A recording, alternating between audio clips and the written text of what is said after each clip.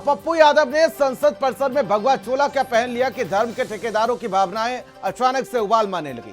लेकिन आज देश ये पूछना चाह रहा है कि जब प्रभु राम के मंदिर में चढ़ावे में करोड़ों का गबन का आरोप लगा, जब आस्था की पाई पाई का हिसाब गायब हो गया, तब इन ठेकेदारों का जमीर किस बिल में जा घुसा था? जिनके कंधों पर इस पवित्र चढ़ावे की रक्षा की पूरी जिम्मेदारी थी, वो आज खुलेआम सीना ताने घूम रहे हैं। चाहे वो गोविंद गिरी हो, चाहे वो चंपत राय हो, उनसे एक सवाल पूछने की किसी की हिम्मत नहीं हुई।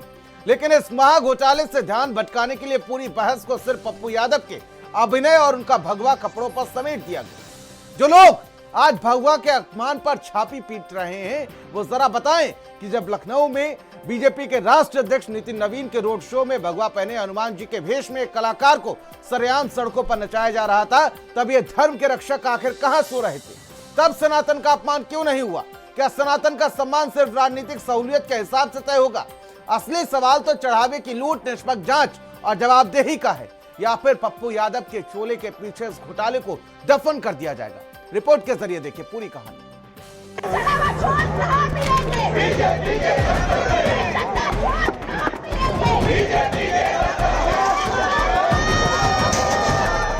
राम राम जपियो रे, सब माल हरपियो रे। भारतीय जनता पार्टी उनके संगीत साथियों दान में चोरी करेंगे, तो ये तो लोगों के बीच ले जाना है। इन्होंने भगवा का अपमान किया है, सनातन का अपमान किया है। संतों का कॉलर पकड़कर भगवा भेष में खींच रहा है समाजवादी पार्टी के नेता लोग। लाज शर्म नहीं लगती आप लोगों को? तन पर भगवा, संसद में ड्रामा और मुद्दों की जगह सिर्फ हंगामा। विपक्ष का स्ट्रीट प्ले, राम के नाम पर 24 कैरेट की विशुद्ध नौटंकी। भगवा का सम्मान या डर्टी पॉलिटिक्स का गंदा काम। ये तस्वीरें ठीक वैसी दिखती हैं जैसे किसी गली नुक्कड़ या गांव देहात में एक मदारी अपना खेल दिखाता है और आस पड़ोस खड़ी पब्लिक तालियां बजाती है, मजे लेती है, तो वहीं पब्लिक में से भी एक दो खेल का हिस्सा बन जाते हैं। जब देश के माननीय सांसद मुद्दों पर बहस करने की बजाय चोर सिपाही का खेल खेलने लगे, तो समझ लीजिए कि सियासत का स्तर अब नुक्कड़ नाटक तक आ गिरा है। संसद के मकर द्वार पर आज एक ऐसी स्क्रिप्ट लिखी गई जिसके डायरेक्टर भी विपक्ष था, प्रोड्यूसर भी विपक्ष था और एक्टर भी विपक्ष ही था। साधुगिरी पर फंस गए पप्पू यादव, तन पर भगवा, संसद में ड्रामा और मुद्दों की जगह सिर्फ हंगामा। राम मंदिर के चढ़ावे में चोरी का आरोप लगाने के लिए आज जो सॉन्ग रचा गया, उसने पूरे देश को सन्न कर दिया। कास्टिंग बिल्कुल परफेक्ट थी। पूर्णिया से निर्दलीय सांसद पप्पू यादव ने पहना भगवा चोला और साधु बन गए। वीवीआईपी गेस्ट के तौर पर एंट्री ली राहुल गांधी ने और दानपेटी में डाला चंदा। लेकिन क्लाइमेक्स तब आया जब ये साधु महाराज चंदे के पैसे को लेकर भागने लगे। लाल टोपी पहने मुरादाबाद से सपा सांसद रुचि वीरा ने उनका हाथ पकड़ लिया।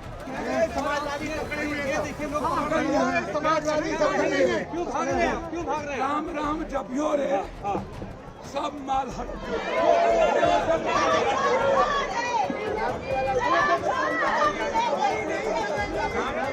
मानसून सत्र का 10वां दिन था। अचानक पूर्णिया के बाहुबली निर्दलीय सांसद पप्पू यादव का हुलिया बदला हुआ नजर आया।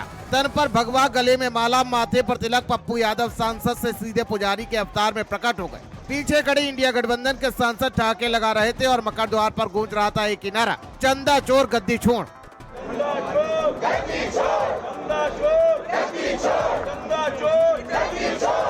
भगवान के साथ गद्दारी, भगवान के साथ चोरी, क्या रास्ता उपाय क्या? यहाँ पर कई सांसद पैसा दे रहे हैं, सब रख लिए, सब चोरी कर लिए। भाग रहे थे। राहुल गांधी जी खाने नहीं देंगे, पैसा दे रहे थे अयोध्या में, सजा मिलेगी। सारे सांसद अयोध्या धर लिए।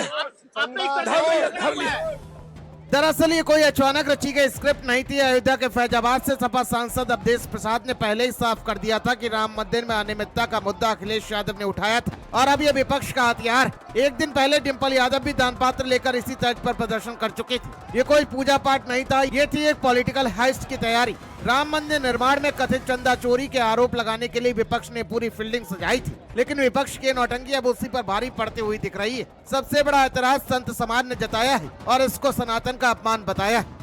आज संसद परिसर का दुरुपयोग जिस प्रकार कांग्रेस, मल्लिकार्जुन खड़गे, राहुल गांधी और उनके प्रिय सांसद सजायाफ्ता अपराधी पप्पू यादव के द्वारा भगवा वस्त्रों में सनातन के अपमान के लिए किया गया, अखिल भारतीय संत समिति कतई बर्दाश्त नहीं करेगी। क्योंकि इनके आका खुश होंगे जो पश्चिमी देश से पैसा आता है, अरब से पैसा आता है इनके लिए, वो मिलना बंद हो जाएगा। इनको खुश करने के लिए ये लगातार सनातन धर्म का अपमान कर रहे हैं।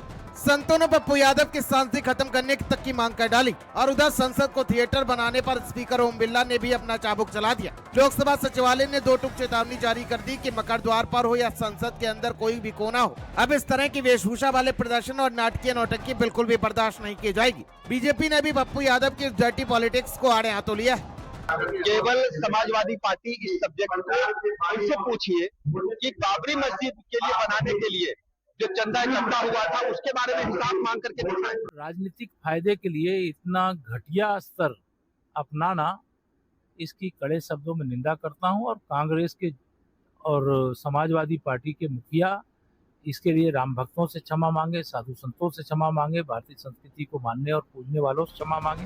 तो देखा आपने कि कैसे जनता की गाड़ी कमाई से चलने वाली संसद में आज एक्टिंग का टैलेंट शो चल रहा था। विपक्ष का काम सरकार से सवाल पूछना है, उन्हें कटघरे में खड़े करना है, लेकिन जब सवालों की जगह स्वांग ले ले और मुद्दों की जगह सिर्फ हंगामा और छीना झपटी लेने लगे तो देश की जनता भी सोचने पर मजबूर हो जाती है कि हमने अपने नुमाइंदों को संसद में कानून बनाने के लिए भेजा या नुक्कड़ नाटक करने के लिए। साधुगिरी पर पप्पू यादव तो फंस गए, लेकिन इस ड्रामे ने विपक्ष की गंभीरता पर एक बड़ा सवालिया निशान जरूर खड़ा कर दिया है। स्पेशल डेस्क, भारत समाचार।